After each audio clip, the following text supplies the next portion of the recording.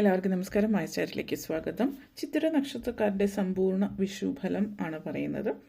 April 2025 മുതൽ 2026 വരെയുള്ള ഒരു വർഷക്കാലത്തെ ഫലം. അതിലേക്ക് കടക്കുന്നതിന് മുമ്പ് പ്രൈവറ്റ് കൺസൾട്ടേഷൻ താല്പര്യമുണ്ടെങ്കിൽ ഡീറ്റെയിൽസ് ആയി ഡിസ്ക്രിപ്ഷനിൽ നോക്കാവുന്നതാണ്. നമുക്ക് റീഡിങ്സിലേക്ക് കടക്കാം.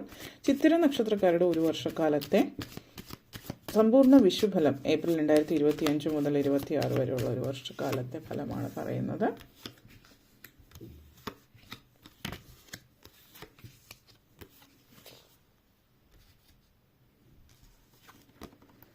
Knight of Pentacles, Six of Pentacles, Five of Swords, Queen of Wands, Nine of Wands, Six of Cups. നിങ്ങളെ സംബന്ധിച്ചിടത്തോളം ആദ്യം തന്നെ knight of pentacles nine of wands energy connections ആണ്. ഇത് സൂചിപ്പിക്കുന്നത് ജീവിതത്തിൽ സാമ്പത്തികമായിട്ടുള്ള കാര്യങ്ങളിലൊക്കെ നേട്ടം ഉണ്ടാകുന്നുണ്ട്. പക്ഷെ ജോലി സംബന്ധമായിട്ട് എടുത്തു പറയുകയാണെങ്കിൽ നിങ്ങൾക്ക് വേണ്ടിയിട്ട് നിങ്ങൾ നിലകൊള്ളേണ്ടി, അതായത് നിങ്ങൾക്ക് വേണ്ടിയിട്ട് നിങ്ങൾ തന്നെ ഫൈറ്റ് ചെയ്ത് മുന്നോട്ടേക്ക് പോകേണ്ടുന്ന ഒരു സിറ്റുവേഷനാണ്. എന്നിരുന്നാലും നിങ്ങൾ മുന്നോട്ടേക്ക് പോവുക തന്നെ ചെയ്യും എന്നുള്ളതാണ് ഇതിവിടെ സൂചിപ്പിക്കുന്നത്. നിങ്ങൾക്ക് പ്രൊട്ടക്ഷൻ ഉണ്ട്. ഇപ്പോൾ ജോലി സംബന്ധമായിട്ട് പ്രശ്നങ്ങളൊക്കെ നടന്നുകൊണ്ടിരിക്കുന്നവർ, അതായത് നിങ്ങളുടെ കൂടെ വർക്ക് ചെയ്യുന്നവർ കുറച്ച് ടോക്സിക് ആണ്, അല്ലെങ്കിൽ നിങ്ങളെ പുറകോട്ടേക്ക് വലിക്കുന്നവരാണ്, അല്ലെങ്കിൽ നിങ്ങൾക്ക് എതിരായിട്ട് എന്തെങ്കിലും പ്രവർത്തിക്കുന്നു, അല്ലെങ്കിൽ നിങ്ങളോട് വലിയ താല്പര്യമില്ല, അസൂയ, കുശുമ്പ്, ഇങ്ങനെയുള്ള ഫീലിങ്സ് ഒക്കെ ഉണ്ടെന്ന് തോന്നുന്നുണ്ട്. അല്ലെങ്കിൽ നിങ്ങളുടെ ബോസിൽ നിന്ന്, നല്ലൊരു മേലധികാരിയിൽ നിന്ന്, അങ്ങനെയൊക്കെ പ്രശ്നങ്ങളുള്ളവരും മനസ്സിലാക്കുക. ഈ ഒരു വർഷം എന്ന് പറയുന്നത് യു ആർ ഫുള്ളി പ്രൊട്ടക്റ്റഡ് ജോലി സംബന്ധമായിട്ട് പറയുകയാണെങ്കിൽ. അപ്പോൾ ആരെങ്കിലുമൊക്കെ നിങ്ങൾക്ക് എതിരായിട്ട് ആരൊക്കെ നിന്നാലും, ആരെങ്കിലും എന്നല്ല, ആര് നിങ്ങൾക്ക് എതിരായിട്ട് നിൽക്കുകയാണെങ്കിലും നിങ്ങൾക്കുള്ളത് നിങ്ങൾക്ക് തന്നെ. കാരണം ആ ഒരു പ്രപഞ്ചശക്തി നിങ്ങളെ വല്ലാതെ പൊതിഞ്ഞ് പിടിച്ചിട്ടുണ്ട്, പ്രൊട്ടക്റ്റ് ചെയ്തിട്ടുണ്ട് എന്നുള്ളതാണ് സൂചിപ്പിക്കുന്നത്. അതിപ്പോൾ ജോലി സംബന്ധമായിട്ട്, കരിയർ, ഫിനാൻസുമായിട്ട് ബന്ധപ്പെടുത്തിയിട്ട് അങ്ങനത്തെ ഒരു എനർജിയാണ്. അപ്പോൾ അത് പറയുമ്പോൾ തന്നെ അതുകൊണ്ട് തന്നെ പ്രോപ്പർട്ടി പോലുള്ള കാര്യങ്ങൾ, അങ്ങനെയുള്ള പല കാര്യങ്ങളിൽ, ജോബ് സെക്യൂരിറ്റി, ഇതിലൊക്കെ വളരെ പോസിറ്റീവ് എനർജിയാണ്.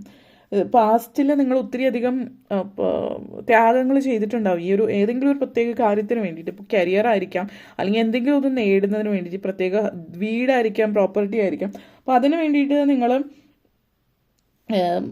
ചില കാര്യങ്ങൾ ചെയ്തിട്ടുണ്ടെങ്കിൽ അതിന് വേണ്ടിയിട്ട് എപ്പോഴും ഞാനിത് ചെയ്തു എന്ന് മറ്റുള്ളവരെ ബോധ്യപ്പെടുത്തി കൊടുക്കേണ്ടുന്ന ഒരു ആവശ്യകത നിങ്ങൾക്ക് ഫീൽ ചെയ്തിട്ടുണ്ട്. എന്ത് കാര്യങ്ങളും നിങ്ങൾ ആർക്കെങ്കിലും വേണ്ടിയിട്ട് എന്തെങ്കിലുമൊക്കെ ത്യാഗങ്ങൾ ചെയ്തിട്ടുണ്ടെങ്കിൽ അവർ ഇതൊന്നും അത്ര കാര്യമല്ല എന്നുള്ള രീതിയിലായിരിക്കും അവരുടെ പല കാര്യങ്ങൾ. അല്ലെങ്കിൽ നിങ്ങൾക്കൊരാവശ്യം വരുമ്പോൾ അവർ അതിൻ്റെ ആവശ്യമൊന്നുമില്ല, നിങ്ങൾ എനിക്ക് വേണ്ടി എന്ത് ചെയ്തു എന്നുള്ളൊരു ചോദ്യമായിരിക്കാം. അപ്പോൾ അങ്ങനെയുള്ള ഇതിൽ നിന്ന് എപ്പോഴും നിങ്ങൾക്ക് ജസ്റ്റിഫൈ ചെയ്യേണ്ടി വരുന്ന സിറ്റുവേഷൻ ഉണ്ടായിരുന്നിരിക്കാം. അപ്പോൾ ഇവിടെ സൂചിപ്പിക്കുന്നത് നിങ്ങൾ ഇനിയും അതിൽ തന്നെ തങ്ങി നിൽക്കുക. അത് ചിലപ്പോൾ ഒരു ബന്ധമായിരിക്കും, ഒരു സാഹചര്യമായിരിക്കും, മറ്റെന്തെങ്കിലും ആയിരിക്കാം. ഇത്രയൊക്കെ ചെയ്തിട്ടും വീണ്ടും ഇങ്ങനെയുള്ള ചോദ്യമാണെങ്കിൽ do you want to hold on to that, അതിൽ തന്നെ ഇനിയും പിടിച്ചു നിൽക്കണമെന്നുണ്ടോ? കാരണം നിങ്ങൾ അർഹിക്കുന്ന റെസ്പെക്റ്റോ കാര്യങ്ങളോ അവിടെ നിന്ന് കിട്ടുന്നില്ല എങ്കിൽ ആണ് ഉദ്ദേശിച്ചിട്ടുള്ളത്.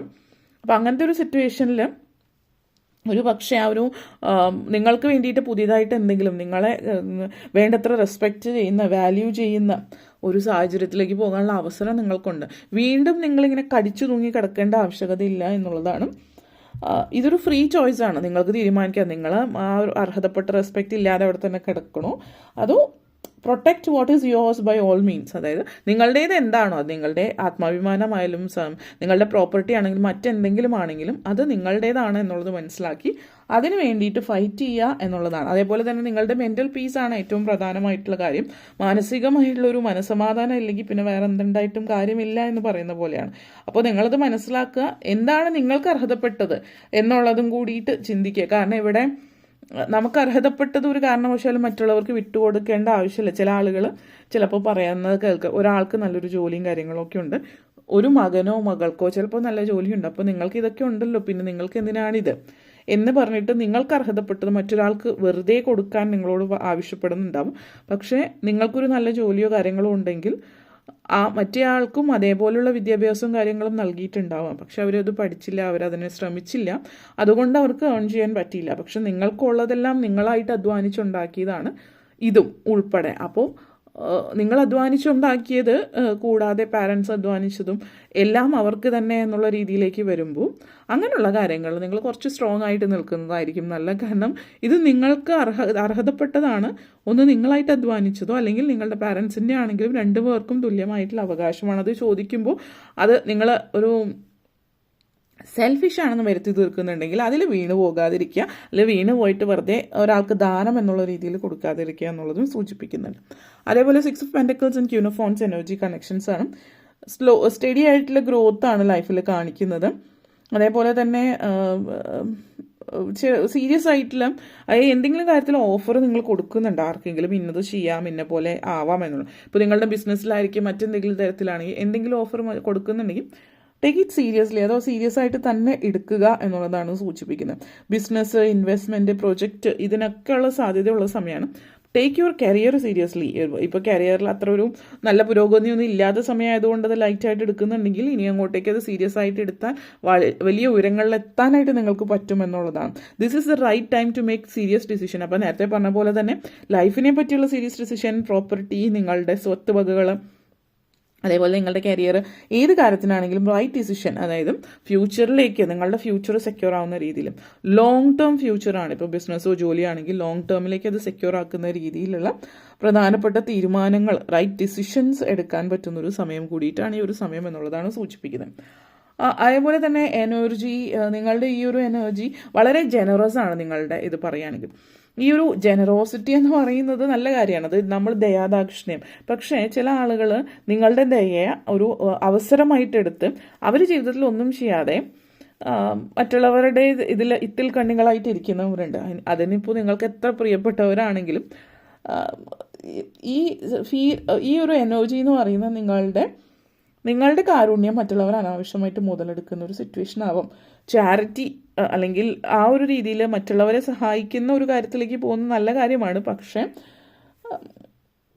ഒരു സൈഡിൽ നിന്ന് എപ്പോഴും നിങ്ങളെപ്പോഴും ഡൊണേറ്റ് ചെയ്തുകൊണ്ടിരിക്കുകയാണ്, മറ്റൊരു സൈഡിൽ നമ്മൾ തൂമ്പയാണെന്ന് പറഞ്ഞാൽ എപ്പോഴും മറ്റൊരാൾ വാങ്ങിച്ചുകൊണ്ടേയിരിക്കുന്നു. അത് സ്വയം മനസ്സിലാക്കാൻ ശ്രമിക്കുക. ഒരാൾ സാമ്പത്തികമായിട്ട് ബുദ്ധിമുട്ടിലാകുന്നുണ്ടെങ്കിൽ അത് അധ്വാനിച്ച് മുന്നോട്ടേക്ക് പോകേണ്ടത് ആ വ്യക്തിയുടെ നേട്ടമാണ്. ഉദ്ദേശിക്കുന്നത് എത്ര ശ്രമിച്ചിട്ടും അവരുടെ ഭാഗത്ത് മുന്നോട്ടേക്ക് പോകാൻ പറ്റാത്ത ആളുകളെ കുറിച്ചല്ല. വെറുതെ ഇരുന്നൊരു പണിയും ചെയ്യാതെ എനിക്ക് എല്ലാവരും കൊണ്ടെത്തരണം എന്നുള്ളൊരു ചിന്തയുള്ള ആളുകൾ നിങ്ങൾക്ക് തിരിച്ചറിയാം. അങ്ങനെയുള്ള ആളുകൾ അങ്ങനെ ഒരു ചിന്താഗതിയിലുള്ള ആളുകളെ കുറിച്ചിട്ടാണ് ഇവിടെ സൂചിപ്പിക്കുന്നത്. അപ്പോൾ അത് പ്രത്യേകം ശ്രദ്ധിക്കുക. അതേപോലെ 6 of pentacles and 6 of cups എനർജിയാണ്.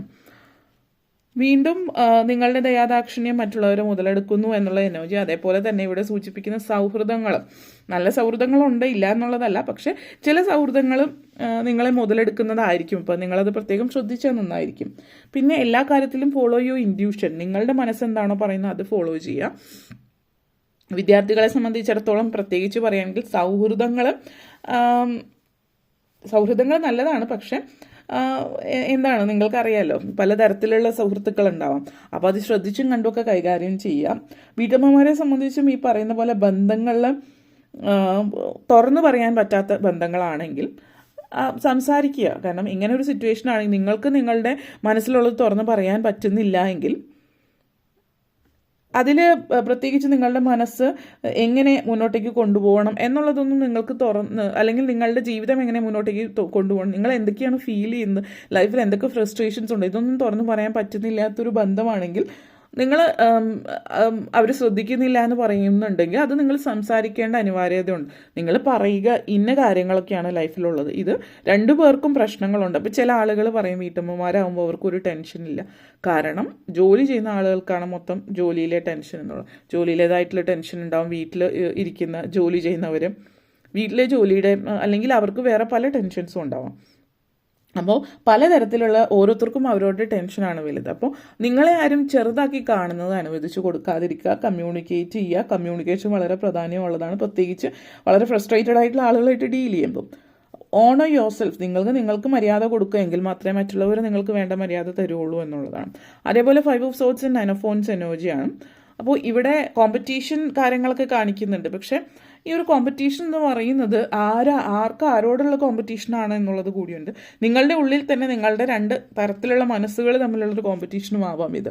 ഒരു ഒപ്പോസിഷൻ എന്ന് പറഞ്ഞ കോൺഫ്ലിക്റ്റ് നിങ്ങളോട് തന്നെ ആർഗ്യൂ ചെയ്യുന്നതാണോ, അതോ ഫാമിലിക്കകത്തുള്ള കമ്മ്യൂണിക്കേഷൻ പ്രോബ്ലമാണ്? ഇവിടെ ഏറ്റവും ശ്രദ്ധിക്കേണ്ടുന്ന ഒരു കാര്യം, ഫാമിലിക്കകത്ത് ഇഷ്യൂ ആണെങ്കിൽ നിങ്ങളുടെ മനസ്സിലുള്ളത് പറയുന്നതിൽ നിങ്ങൾ ഒരു തരത്തിലും നെഗറ്റീവ് ഫീൽ ചെയ്യുക, അഷെയിംഡ് ആവേണ്ട കാര്യം, നാണക്കേട് വിചാരിക്കേണ്ട കാര്യം. ഇത് നിങ്ങളുടെ ഫീലിങ്സ് ആണ്, അതിന് ഇമ്പോർട്ടൻസ് ഉണ്ട്. മറ്റുള്ളവർ അതിനെ ചെറുതാക്കി കാണിക്കുമ്പോൾ എൻ്റെ തോന്നലാണ്, അല്ലെങ്കിൽ ഇങ്ങനെയല്ല, അല്ലെങ്കിൽ നാണക്കേട് വിചാരിക്കുക, ഗിൽറ്റി ആവുക, ഇതിൻ്റെ ഒന്നും ആവശ്യമില്ല.